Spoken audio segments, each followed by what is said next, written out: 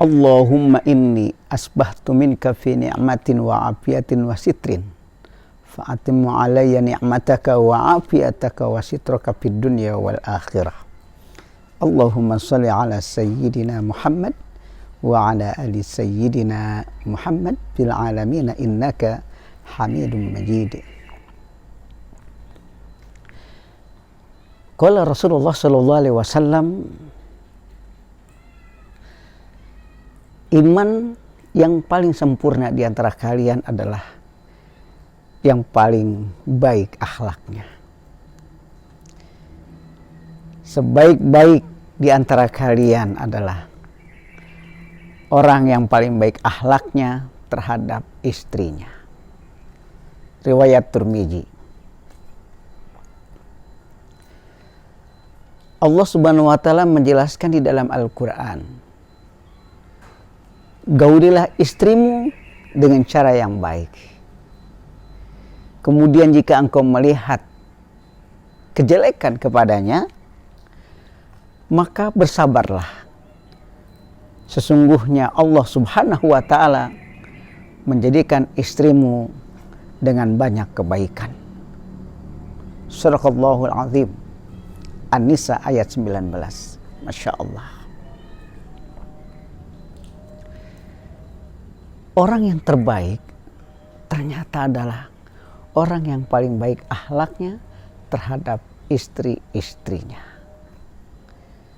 Dan Allah mengajarkan kepada kita bagaimana kita seharusnya berbuat kepada istri-istri kita. Yaitu disuruh menggauli dengan cara yang baik, dengan akhlak yang mulia. Dan orang yang baik yang selalu menilai dari sisi kebaikannya, bukan sisi kejelekannya. Di saat kebaikan demi kebaikan yang terus kita lihat, yang terus kita nilai, yang terus kita berupaya untuk memahaminya, inilah yang telah menutupi kejelekan pada pasangan hidup kita, yaitu istri-istri kita. Masya Allah.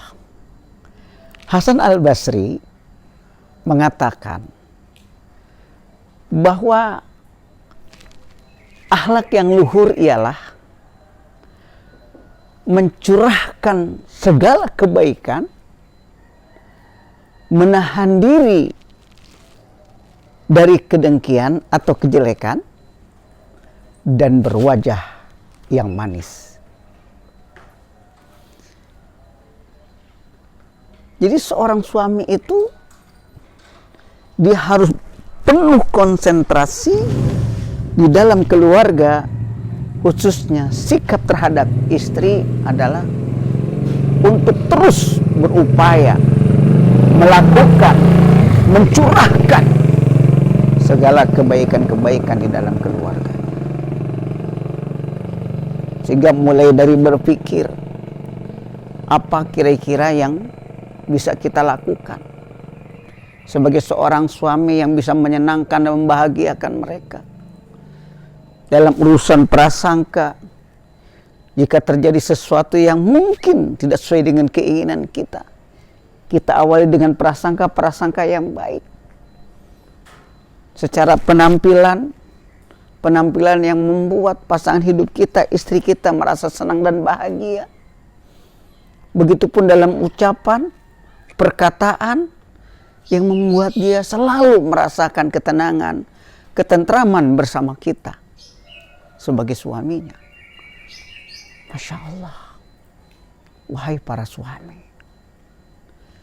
terkadang kesibukan dunia itu, pekerjaan kita, perdagangan kita, bisnis dan usaha kita, yang membuat kita menjadi seorang suami yang egois, merasa benar dan sudah merasa cukup menunjukkan rasa tanggung jawab terhadapnya dengan memberikan nafkah secara materi. Mungkin memberikan rumah yang mewah, mobil yang mewah, uang belanja yang besar. Seakan-akan itu telah mewakili kewajiban kita sebagai seorang suami. Ternyata tidak. Tidak demikian. Tapi justru semua itu bisa terkalahkan. Dengan apa? Dengan kemuliaan akhlak sebagai seorang suami di hadapan istrinya.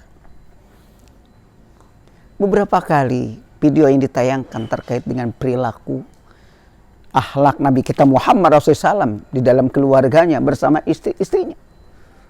Begitu mulia dan agungnya, yang membuat para istrinya itu merasa senang dan tentram.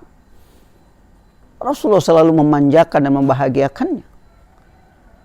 Masya Allah. Inilah yang akan mengantarkan kita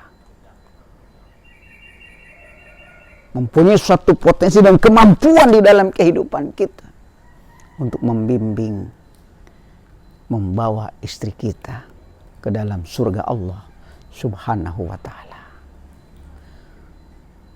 Marilah kita sama-sama untuk selalu berupaya memperbaiki dan memperbaiki diri kita sebagai seorang suami di dalam keluarga, khususnya terhadap istri-istri kita.